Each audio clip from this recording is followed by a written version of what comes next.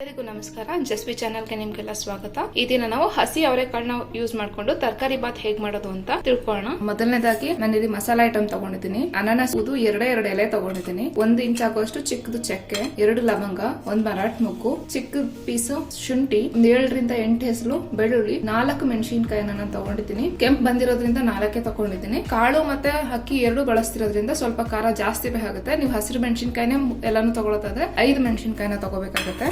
ಸ್ವಲ್ಪ ಕೊತ್ತಂಬರಿ ಸೊಪ್ಪು, ಒಂದು 10 ರಿಂದ 15 ಎಲೆ ಪುದೀನ, 1 medium size tomato, 1 bowl full ಹಸಿ ಅವರೆಕಾಳನ್ನ ತಗೊಂಡಿದ್ದೀನಿ. ಸ್ವಲ್ಪ ಬಲ್ತಿರೋದನ್ನೇ ತಗೊಂಡಿದ್ದೀನಿ ನಾನು. 1 ಮೀಡಿಯಂ ಸೈಜ್ ಈರುಳ್ಳಿ, 2 ಸ್ಪೂನ್ ಆಗುವಷ್ಟು ತೆಂಗಿನಕಾಯಿ, 1 ಲೋಟ ಆಗುವಷ್ಟು ಅಕ್ಕಿ ತಗೊಂಡಿದ್ದೀನಿ. ಕ್ಯಾರೆಟ್, ಬೀನ್ಸ್, ಆಲೂಗೆಡ್ಡೆ, ಇದ್ರ ಜೊತೆ ನಿಮ್ಗೆ ಯಾವ ತರಕಾರಿ ಬೇಕಾದ್ರೂ ನೀವು ಇದಕ್ಕೆ ಆಡ್ ಮಾಡಬಹುದು. 2 ದೊಡ್ಡ ಟೇಬಲ್ ಸ್ಪೂನ್ ಆಗುವಷ್ಟು ಎಣ್ಣೆ, 1 ಕಾಲ್ ಸ್ಪೂನ್ ಜೀರಿಗೆ, ರುಚಿಗೆ ತಕ್ಕಷ್ಟು ಉಪ್ಪು. ಇದು ಪಲಾವ್ ಎಲೆ ತಗೊಂಡಿದ್ದೀನಿ. ಈಗ ಮಿಕ್ಸಿಗೆ ನಾನು ಹಸಿ ಮೆಣಸಿನಕಾಯಿನೇ ಹಾಕೋತಾ ಇರೋದು, ಉರ್ದಿಲ್ಲ. ಬೆಳ್ಳುಳ್ಳಿ, ಶುಂಠಿ ಮತ್ತೆ ಏನ್ ಮಸಾಲೆ ತಗೊಂಡಿದ್ದೆ ಅಷ್ಟನ್ನು ಹಾಕೋತಾ ಇದ್ದೀನಿ. ಕೊತ್ತಂಬರಿ ಜೊತೆಗೆ ಪುದೀನ ಮಿಕ್ಸಿ ಮಾಡ್ಕೋಬೇಕು. ಫೈನ್ ಪೇಸ್ಟ್ ಆದ್ರೂ ಸರಿ, ತರಿತರಿಯಾಗಿ ರುಬ್ಕೊಂಡ್ರು ಸರಿ. ಈ ತರ ನಾನು ತರಿತರಿಯಾಗಿ ರುಬ್ಕೊಂಡಿದ್ದೀನಿ. ಕುಕ್ಕರ್ ಬಿಸಿ ಮಾಡಕ್ ಇಟ್ಕೊಂಡಿದ್ದೀನಿ. ಇವಾಗ ಎಣ್ಣೆ ಹಾಕೋತಾ ಇದ್ದೀನಿ. 2 ಟೇಬಲ್ ಸ್ಪೂನ್ ಆಗೋಷ್ಟು ತೆಂಗಿನ ಎಣ್ಣೆನ ನಾನಿಲ್ಲಿ ಯೂಸ್ ಮಾಡ್ತಾ ಇದ್ದೀನಿ.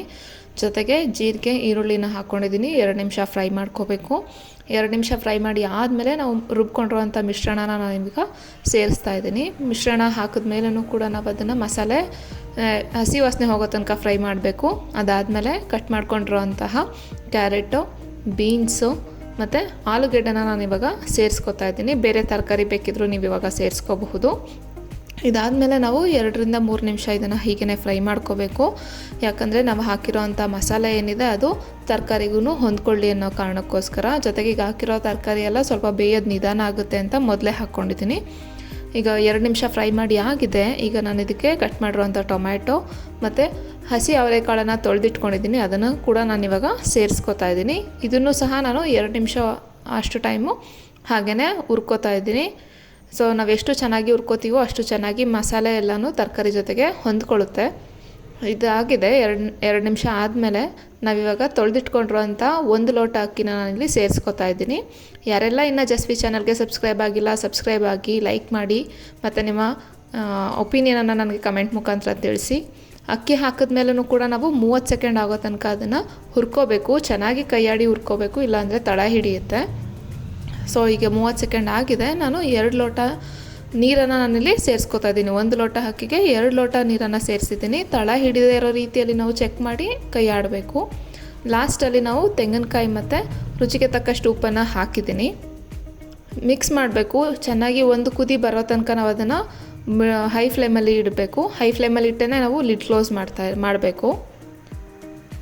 ಸೊ ನಾನು ಯಾವುದೇ ಜಾಸ್ತಿ ಮಸಾಲೆ ಐಟಮ್ ಹಾಕದೆ ಸಿಂಪಲಾಗಿ ಮಾಡಿದ್ದೀನಿ.